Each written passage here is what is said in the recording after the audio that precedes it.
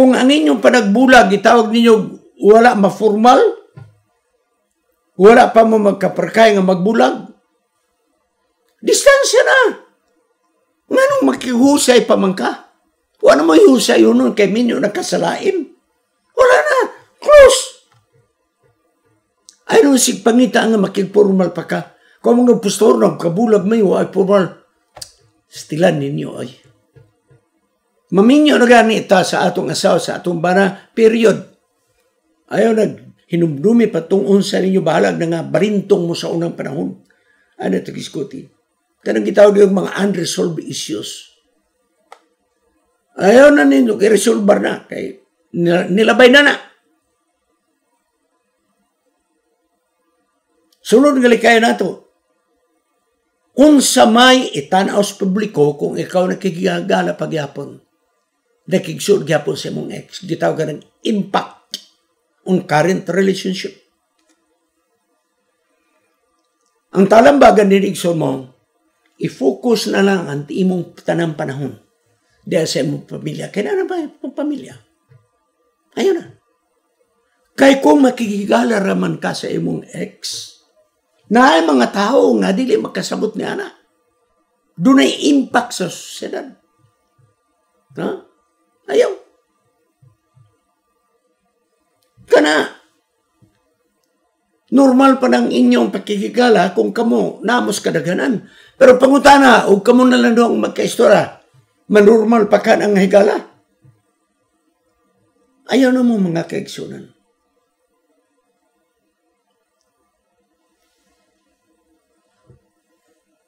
Kung pananglit, ang imong bana, imong asawa, okay ra, nga magkami kamo, ano yung pahinumdum? Kinahanglan, ugdang, ug hibukod, ang inyong relasyon. Sigurado ba yun nga, di ta matandog na. Mauro man niya akong kabalaka ba? Kaya kunas kadaganan, wala na, amigo na. Pero kung kamurang duha, ang akong pangutana, di ka malakbitan katong inyo mga kagahapon. Ha?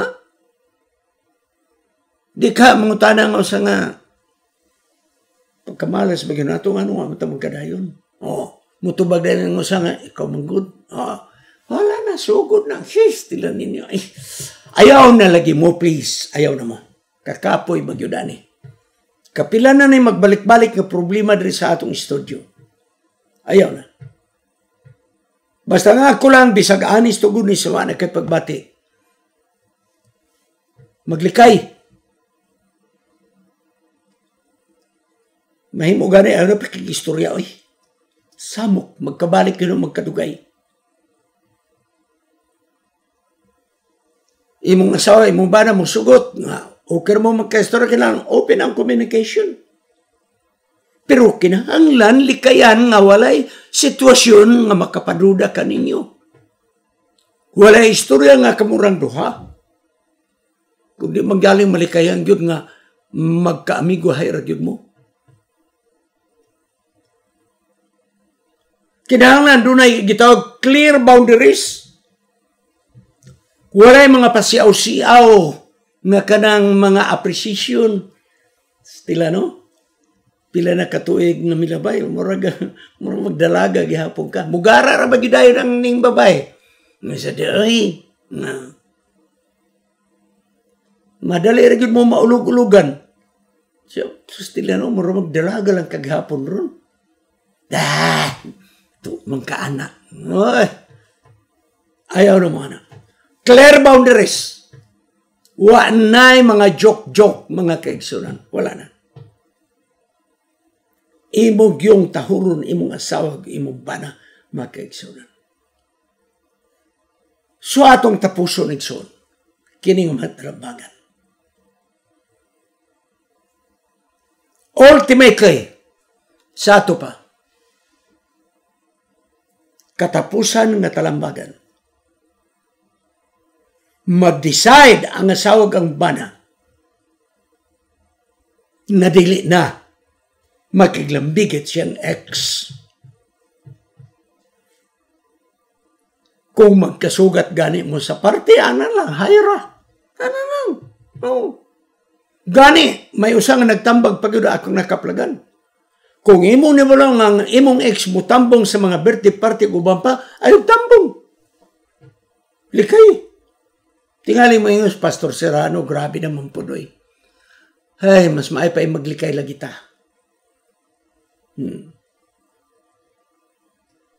Siya imong iprioridad ang imong relasyon sa imong bana o sa imong pamilya karon. Kulangan pagani tagpanahon sa atong asawa, sa atong bana, sa atong mga kabataan, kuhaan pagyud kay makig-chit-chat ni adtong imong ex. Now niya ay red letter words na akong gisulat diya sa screen. Di isan ako na ilisan. If there are any doubts or concerns, it's best to err on the side of caution and minimize contact with the ex. Kung ay mga issue, maglalis mo na dili gusto ang imong asawa, imong bana, nga makig-chat ka, makig-text sa imong ex. Bisag honest to goodness, wag yu kay sala nga gibuhat. Mas maayo pa lang nga pakasaypon ka sa imong bana sa imong gibuhat kaysa imong ipugos gyud nga makigkontak ka sa imong ex. Mga kaigsunan, dili lang usado hal 6, 7, 8 mga kaigsunan. Ang nagsumbong kanako sa mga panghitabo tungod silang ex. May mga asawa nga nangadisgrasya tungod silang ex. Kaluoy sa mga bana. Alang-alang mapug mutabi purkos bana, hilom raw pugko. Kaluoy mga kaigsunan sa mga bana. Nga ngilang asawa ni Boros, dili sila mo itag-iya, ang ex mo itag-iya. Kaluoy mga kaigsunan. Hunungon na nato ang paglimbong sa atong asawa tungod sa atong ex. Hunungon na nato ang paglimbong sa atong bana tungod sa atong ex. Busa, tingalig mo yung mo, grabe ra gyud kasilosos, Pastor Serrano. Muna yun, it is best to err on the side of caution. Mas maipay masayop ta tungod sa pagpanagana. Kaysa magkikontakta na nakahatag og kasakit sa imong kapikas kinabuhi. So maghangyo ko kaninyo mga asawa, kamong mga asawa nga dunay komunikasyon sa inyong mga ex, hinauton ta nga karon ihunong na kana ninyo. Kamong mga bana usab nga dunay pay contact sa inyong mga ex, chatting, text, mga kaigsunan, ihunong na kana ninyo. Kaysa madugay sa madali, muguba nagpanimalay, mga kaigsunan. Sa dawgay sa madali, madisgrasya ang kaputli sa kabinyoon. Tanaawa ni karong usa ka asawa nga di mahmutang tungod kay gihasol siya sa iyang tanlad, sa iyang konsensya. Tanawa na karon. Abi ni mo nagmasayo? That's not easy. Busa akong balik ko, it is best to err on the side of caution. Mas maita masayop tungod og alang sa paglikay. Kaysa mutugo ta na mubalik ta sa pakighigala, casual pakig-chat. Ayaw mong sugod og chat. Kay kana magkadugay, magpadayo na yun na siya. Ayaw yun. Pila rin pag-chat dayon niya magkatagbo, magkita. Ay, di na kailang ko niyo may istorya. Kaya daghamang ko na itabugon. Sabi niyo mo makaulaw ba yun? May tabo ni sa atong mga membro sa iglesia. Kaya kini karong nagsumbong, membro man ni sa atong iglesia.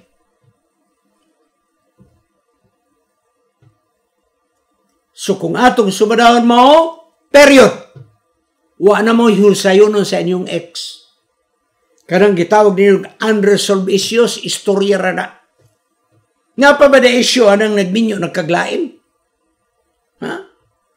Igsoon, maminyo na ganita. Muna igingon, di ni mo mapaatras ang dagan sa panahon. Minyo na ka.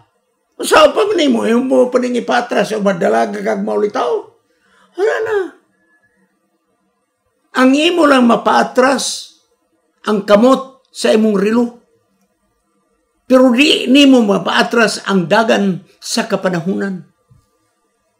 Di nimo na mausab ang imong sitwasyon nga minyo ka na.